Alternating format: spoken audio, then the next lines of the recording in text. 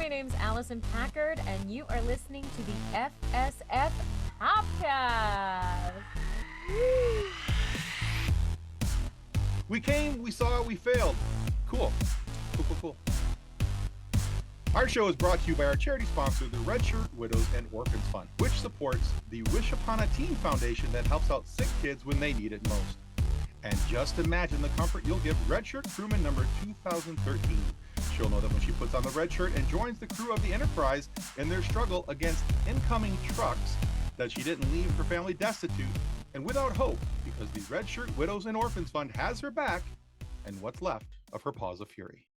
All right, guys, our guest today is an amazing voice actor and a podcaster as well. We're even going to talk a little bit about her music today also. Now, you may have heard her as the voice of Toodles, Coco, and Dove from the Tom and Jerry Show. She's the voice of Roze, a.k.a. Roze, from Call of Duty Modern Warfare 2, Josh from Rugrats, Jibanyan from Yokai Watch, and a whole passel of other animated and anime shows, video games. The brand new Black Maria, which is now airing on One Piece. Yay! There you go. Awesome.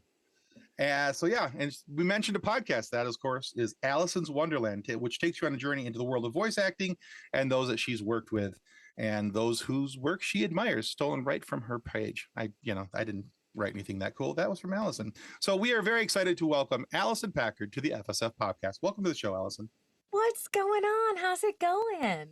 Dandy. So glad to have you, and thank you for making some time for us today.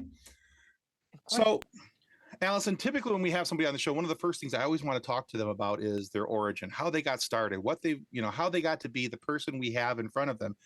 But today I want to do something a tiny bit different. Okay. So we mentioned Alicyn's Wonderland in the kickoff of the interview here today, and which is a podcast that folks totally need to go check out and subscribe. I do. I'm a listener. I'm a fan. Go check it out. It's a good one. But when you started your podcast, what was the biggest challenge you discovered with not only its creation, but the sharing of the podcast? Now, one of my favorite sayings, the reason I ask you this, one of my favorite sayings about podcasting is, we do this not because it's easy, but because we thought it would be easy. That's hysterical. Well, Tim, this show, it is more than meets the eye. We just hit our 100th episode. Nice. But even before that, that's of the third or fourth reboot of the show. The show originated in 2009 as a YouTube series, a YouTube web series. Remember web series? That was like... Oh, I do, yeah. It was the first of its kind where I interviewed people that worked in animation. We didn't really do video games at that time, but I sat down with show creators, writers, people I'd met at Comic-Con, people I was working with, and we did about 8 episodes or something. They're amazingly cringe. If you want a deep dive on YouTube, check them out. They're in the archives. I keep them up there for historical purposes only. Yes. But that was the seed, right? We were going to do this thing. I just didn't realize you have to keep doing it over and over and over again. So maybe in 2010, I rebooted it as an audio only podcast. And then it came back even another time, hiatus, whatnot. But we re-began in earnest in 2020. And that was when I was sitting around in the pandemic. We launched in September, and I was realizing I had gotten off social media completely, which is amazing for creativity and for mental health, but also pretty disconnecting, especially in a global pandemic. So I started the podcast as a way to build community, as a way to keep in touch with people. And from the beginning, I looked to get an editor and help, because we know that it is many hours that go into it. So my little hobby drains money every month, and keeps on taking. But yeah, it's been, there's also so many joys. I mean, we just hit 1,000 on YouTube.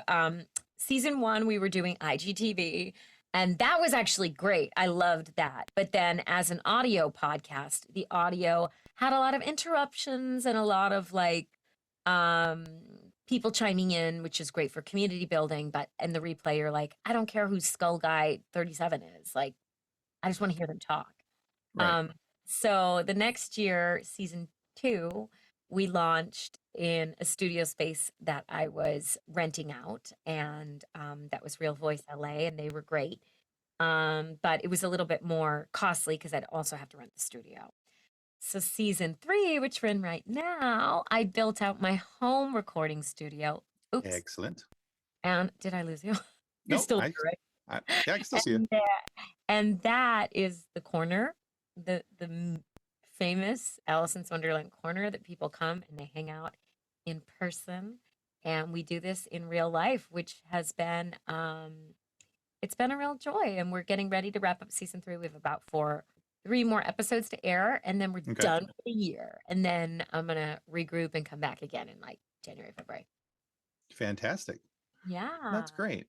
Yeah, because one of the reasons we started our show, we started in September of 2020. Me too. Well, yay! Happy anniversary. So. Oh yeah, September of 2023. So yeah, 3 years on.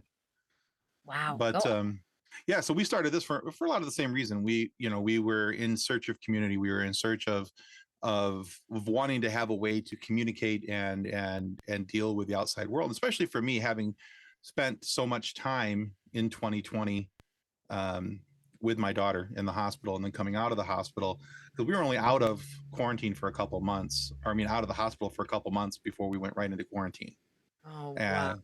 So yeah, so that was kind of an interesting thing for us. So yeah, so I understand that portion of it very well, and I also understand the whole my hobby taking my money every month.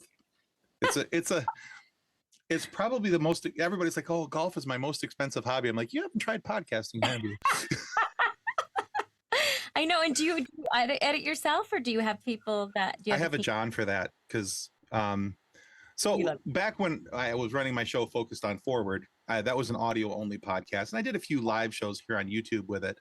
But I did all the audio editing. I can audio edit, no problem. I feel quite adept at that. Yep. Video editing is a whole nother animal, and I'm glad I have a John for that. And so when John edits this, thank you, John. I owe you beer. So that's John is my co-host Kathleen's husband, and he does. You're here, John. You're missing the best interview of the whole month. Absolutely, should have been here. But yeah, so we're so that's our story. That's how we kind of got into it. And we just thought, well, you know what, we'll do this, and we have a pretty good sized Facebook group. And we thought, we'll get people involved, and cool. Yeah, it's been a lot of fun for us. We've been fortunate enough to have some really awesome guests. People like Alicyn Packard have stopped by every now and then, and I've heard good things. Exactly. So, hey, but in describing your podcast, I was looking on your website. Now, you said that it's like, talked about stumbling into a rabbit hole, which I kind of love the alliteration or the allusion rather to, illusion, not illusion. I'll get my words. If I ever get my numbers and colors down, I'm going to be a real threat. Once I get these words things handled, I'll be much gooder. So, but nice words are just about. There's so many of them. There's lots of words out there. Oh my. But that's not the only rabbit hole where people can find out more about you. I found you on YouTube, and I subscribed there, and I started watching, and that's where I figured out that you had music for me to listen to, and not just music, but original music. And one song I really enjoyed in particular is called Bloom. And I loved that song. That's brand new. I that was the first time I've ever played it in front of people. Was that I just put it up because I was showing a booker some new songs. You're not actually supposed to watch that. Wait till it's good. Oh, okay, my bad. All right, wait till she's re-released it to go watch Bloom. But I thought, hey, you have a very enjoyable voice. It's very soft, but it's got a very nice, rich tone to it. It's not just, I found over the years of doing this that a lot of people who are in voice acting are also involved in music, but some aren't all that good at it yet. But some of you are, and you're one of the ones that is. But because I saw you, you were playing guitar. There was I can't remember the name of the song right off the top of my head, but you were playing the ukulele, and And I find that people are either really good at playing the ukulele or they should let somebody else play the ukulele. And I thought you did really good. Thanks. But the only thing I didn't like about your video, now that well, maybe two things now that I know that I shouldn't have watched it yet, was I thought it was unfortunate the Sirens tried to duet with you. They were a little off key, but other than that, I thought it was. Yeah, it was a backyard house concert, and it was just really fun. So I uploaded the videos to send them to a booker, but they're not. Yeah, the lighting's not great. And I'm gonna be doing a show coming up pretty soon that I will hopefully get some footage from. Perfect. Yeah, because I would love to hear another version of that song. Yeah, I really enjoyed it the way it was, though. You were very clear, easy to hear. So it wasn't like, I felt like I was straining to hear your music. Oh, but when it comes to your music, where do you draw your inspiration? Is there a song of yours that you feel like, hey, this really represents who I am as a musical artist? Well, I have an EP out that's you can hear on Spotify and anywhere you listen to music. It's called Heartbeat of the Universe. And I think a lot of my inspiration comes from meditation and how I take in the world. I kind of write in a variety of styles, actually. I've written some kid songs. The singer-songwriter is sort of my go-to just because I can pick up the guitar and like get a good backing track. But I also love electronic music, and I'm working on some stuff that's more in that vein, like a indie pop electronica vein. That's not something that I don't produce music, so that's something I need to collaborate with people on. So the easiest is just to pick it up. But things like, I think a lot of my songs fall into the category of Bloom, where they're really about being inspired by the beauty that's around us, offering a positive spin on this world, coming back to gratitude, or personal experiences in heartbreak, personal experiences in self-exploration. I write what I know, and some of it is, I'll have a thought and that thought will become a song, but a lot of times I'll just be going about my day and a snippet of a song will come through and I just have to stop and listen. And when I do, sometimes I'm rewarded with something that I'm like, I literally had nothing to do with that. I just listened and the universe whispered it to me. So Heartbeat of the Universe is really about calling that in, that spiritual practice, which for me is songwriting. Okay. Is there a song that you would recommend for people to get started, or just sit down with a good cup of coffee and play the EP? Yeah, the EP is short. It's 25 minutes. Let's see. What would be my number? I realize this is a bit like asking which child is your favorite. Yeah. I have a song. If you're a parent, I would recommend Tiny Hands, Tiny Heart. That's a song about my son and just witnessing him grow. And I think parents can really relate to that. If you're in a place where you are feeling heartbroken, I think I Want to Know is a great song. It's just about that longing for making sense of the end of things. And then there's a song called I'll Always Be Your Friend, which is the opening track. And the phrase Heartbeat of the Universe was taken from that song. And I think that it's just a really, really uplifting song about kind of friendship and loss and time, the transcendence of time, and how friendship can exist no matter what, no matter where we are. All right, very cool. Yeah, I will go check out your EP after and we're done. Heart. You know what? You should actually. You should go watch the Bigger Heart music video on YouTube, because that one, it was in a couple of film festivals. The animation is so fun. I have 5 music videos that I produced and directed to go along with that, and Bigger Heart is probably my favorite. The animation is so cute. So yeah, go watch it on YouTube. You'll get a feel. Excellent. Well, we'll put a link to that down in the show notes down below, so people can click right down. Exactly. Yeah. So, yeah, but we'll put that down there because I've enjoyed the couple of different songs of yours that I've listened to. Just that the one that I shouldn't listen to is the one that stuck out the most to me. So, I was just kidding. I was just totally kidding. It's just such a rough. No, I understand. So, but yeah, that's great. So yeah, guys, go check that out. And like I said, we'll have links to both her Spotify EP and her YouTube video or channel down in the show notes down below. Please go check that out. All right. So in something that was kind of interesting, I found that, speaking of what, you said, you kind of listen to what the universe is telling you. And so lately, and we did this completely without, I had no idea this was going to happen when I booked your show for you to come here.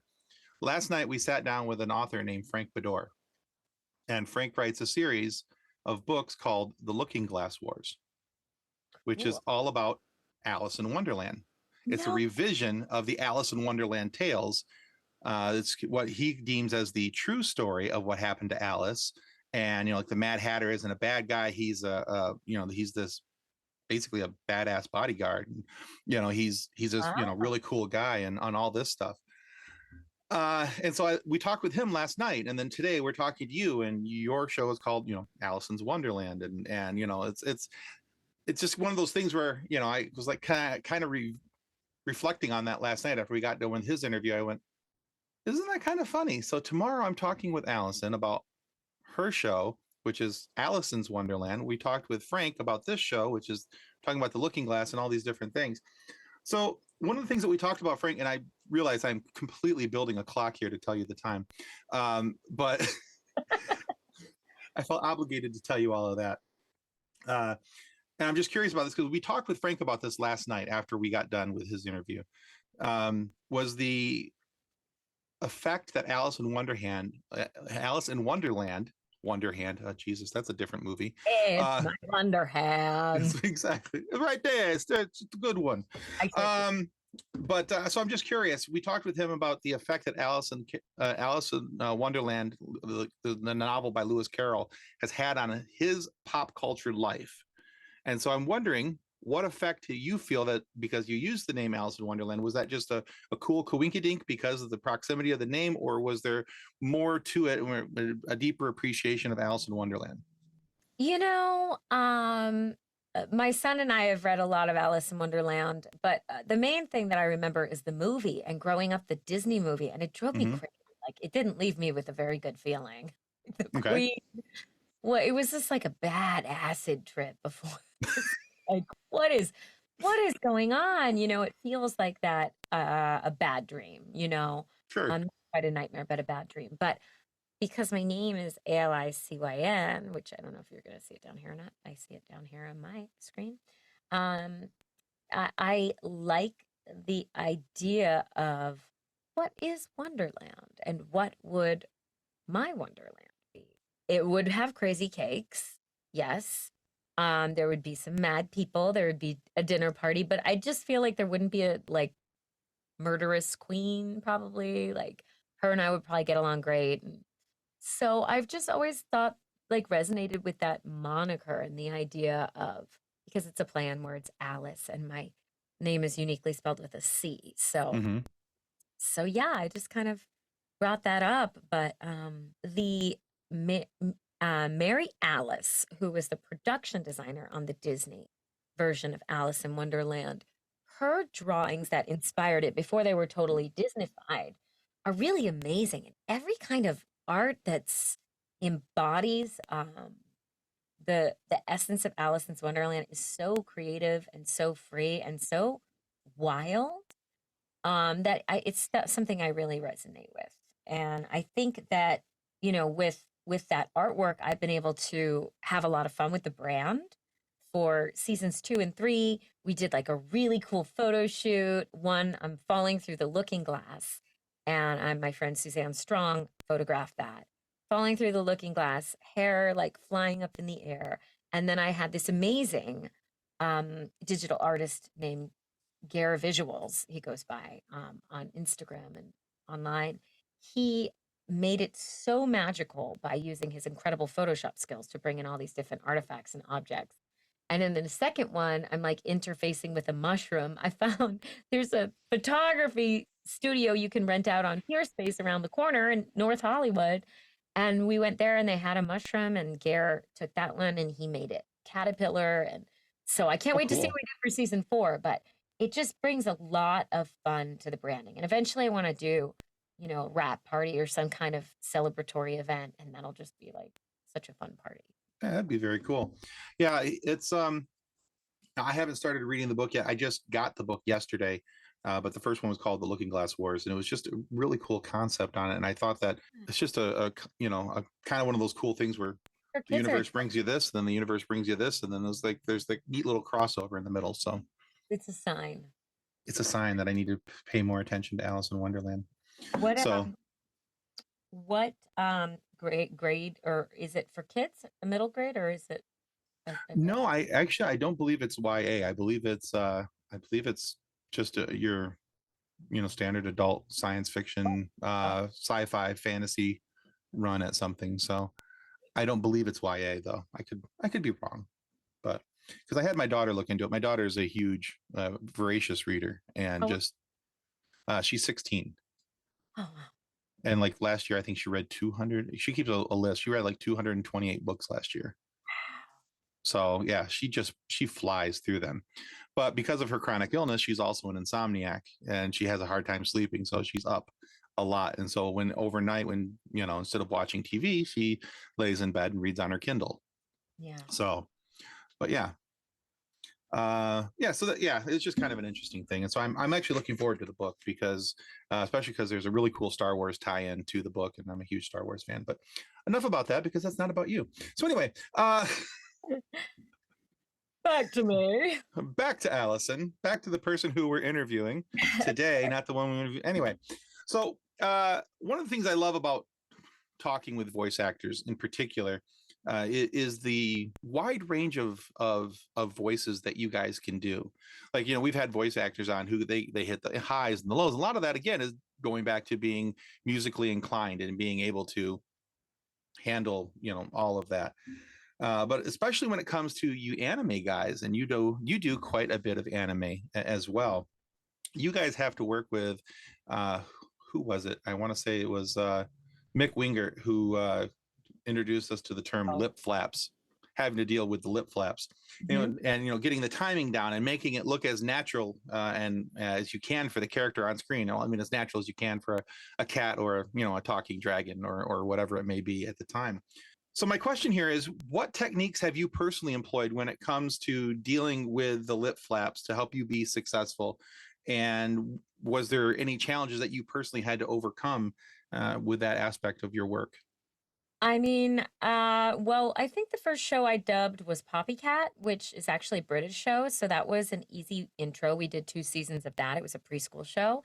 So it was like moving kind of slow and kind of like,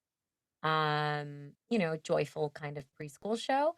So I'm dubbing English to English. Just they didn't want British accents. Okay. So, oh, Poppy, be like, oh, Poppycat, where's my blue pearls? And I'd be like, oh, Poppycat, where's my blue pearls? Gotcha. So I think that was like a good intro. When I'm dubbing, I often will like tap my body, because what they usually do is they play 3 beeps, and then where the 4th beep would go is when you start talking, and then you're talking to picture. So I will sometimes tap, like be like, now, like, Oh, gotcha. Yeah. now I start talking, and then I will, as much as possible, try to get the line memorized, get it off the page, so that when I'm saying the line, I'm looking at my character. Because oftentimes, the script might be here, it might be here, it might be here. In the best case scenario, there's like a karaoke kind of version that they have for dubbing. I forget what it's called, but the script is then right at the bottom, and there's almost like a bouncing ball. So that's cool. But usually, when I dub for Crunchyroll or different places like that, the script is sort of underneath the picture. So your eyes can't quite look in 2 places at the same time. So I'll kind of take as much of the line, and then, because I want to be focused on the scene and the story when I'm watching it, and not just what are the words and what am I playing at. Because when you're fully embodying the character and you're honoring the story, you're not thinking, you try to be in the moment, right? I mean, obviously dubbing specifically, there's a lot of logistics that you need to deal with, but you want to kind of be surprised by the organic emotions bubbling up within you. So, the great thing about dubbing for that reason is it goes really fast. So you'll watch the scene once and be like, okay, the director is a key important part. They will give you the context of the scene, what happened before, if you haven't been able to watch it, if it's not out anywhere. And then, your relationships to who's in the characters, you kind of process all that. And then you watch the scene and, oh, she seems really angry. And then she kind of turns. And so maybe she's like down here and quiet. And then she's shouting. You just take it all in like a second. And then they just go right into it and you do the best you can.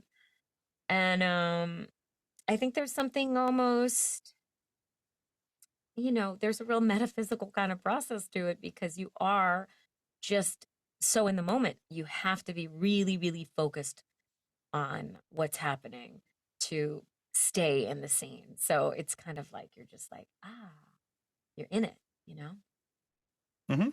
You're very good. Now, one of the things I love to know about people is what makes them tick. Now, you're getting to see some of it behind me, that what makes me tick. I'm a huge Star Wars fan. I absolutely adore Star Wars. I've watched it for so much in my life. Kathleen loves, if she was here, she'd tell you about her love for Doctor Who. And if Ben, our new co-host, was here, well, we wouldn't listen to him because he's too new for us to care about his fandoms. Just kidding, Ben. We still love you. He loves Tolkien and the Power Rangers and things like that. But is there a fandom that you love, one that really catches your attention, or maybe one that you're just like, man, I wish I want to work in that fandom, in that universe one day? Yeah, I mean, I got to do a little bit of Star Wars for Squadrons, but it'd be really cool to do some more Star Wars. Okay. Um, yeah, I mean, there's so many that I think resonate with people. I would say also like I think they need like an Indiana Jones animated series. That would be so cool. I Um, would completely watch that. wouldn't that be fun? Yes, please. I mean, a lot of times the stuff I grew up with too, cartoons and animated shows I grew up with, Nintendo games, stuff that has like that nostalgia is always fun. That's why it's fun being on Rugrats because I'm like, I used to watch this show and now I'm Oh, like, oh, sure. Yeah. cool. Yeah, yeah. So that's a few. Yeah. For me, if I could, we've had a few other different people here from different facets of Star Wars, and I'm just like, I don't need to be in the movie. If I can just hold a water bottle for somebody and know that my name was in the credits somewhere, I think that would be sufficient. I don't Right. have to be on camera. Nobody has to hear my voice.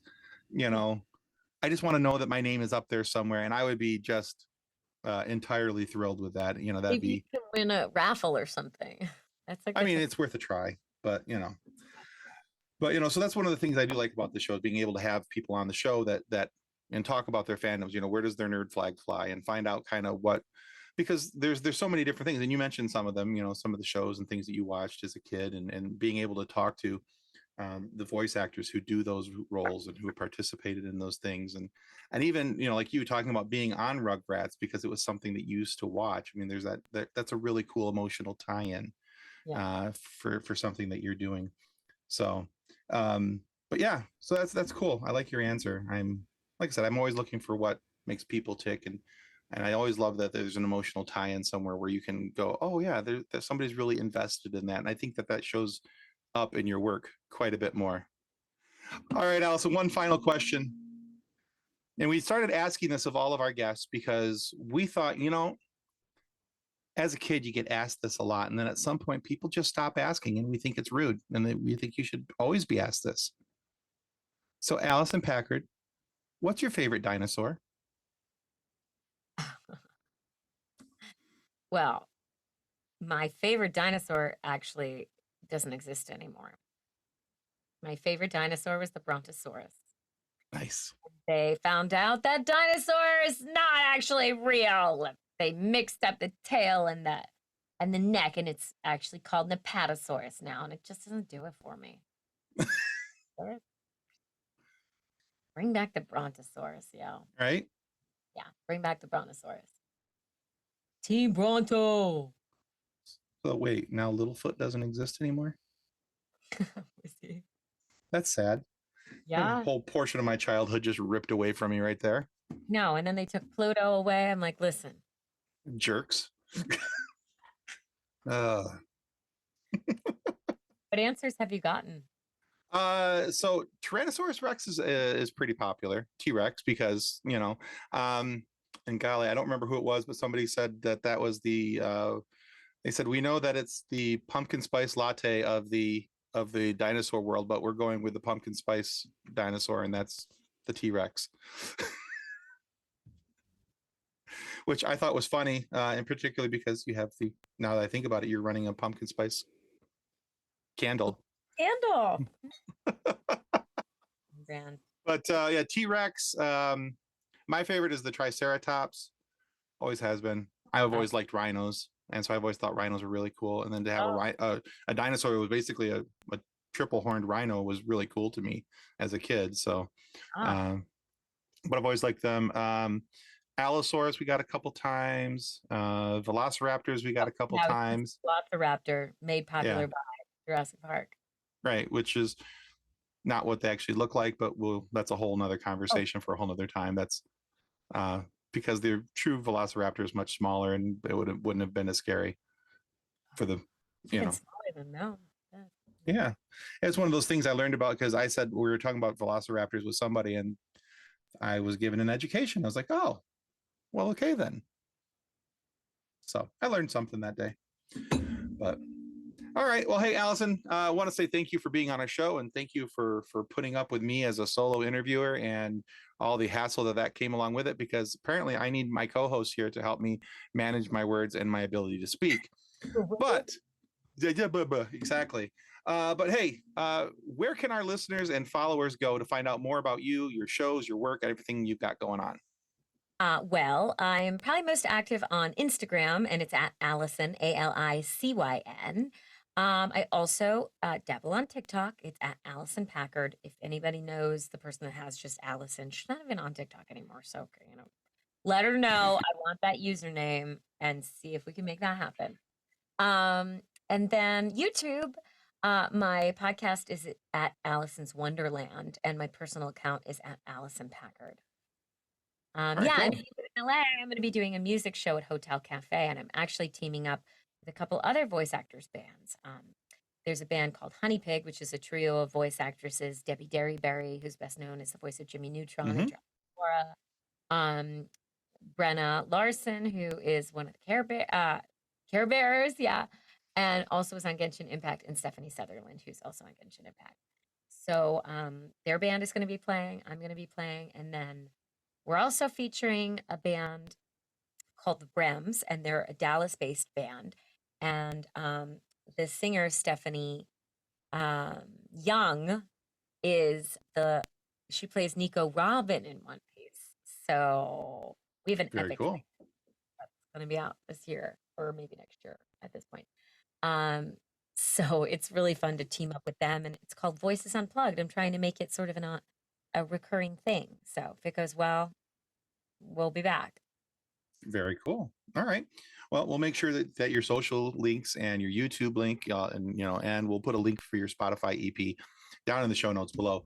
I want to remind you guys that subscribing is the single most important thing that you can do to help our show continue to grow and convince my co-host to come back and not leave me alone anymore. But also want to make sure that you go check out Alicyn's work. She's got some amazing stuff out there. Yeah, her music on YouTube, go check it out, and her EP on Spotify. Really blown away by the quality of her voice. The tone of her voice is outstanding.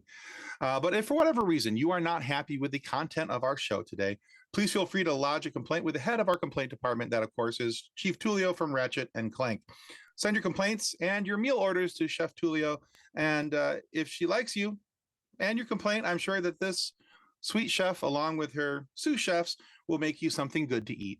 But keep in mind that knife actually cuts both ways. She may give us and the rest of the miners food that makes us sick to our stomachs, just as our jokes have worked for you. But she can also send that bad food, to you as well, if you complain too much, if you know what I mean. So that all depends on how much time you want to spend in the bathroom, if you catch our drift. So whether you're going to be nice or you're going to spend some extra time in the outhouse. But either way, we're sorry that we annoyed you with our show. But hey, if you made it to this point in the show, it's really on you, isn't it? All right, guys. Alicyn, thank you so much for your time. Appreciate it. Welcome. Have a great day, Tim. All right, guys, and that's going to conclude us for the FSF Popcast.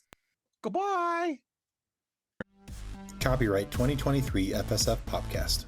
Reference to any specific product or entity mentioned on this podcast does not constitute an endorsement or recommendation by FSF Popcast. The views expressed by the guests are their own, and their appearance on the program does not imply an endorsement of them or any entity they represent. If you have any questions about this disclaimer, please contact us via email at info@fsfpopcast.com. Original music by Jordan Michaels.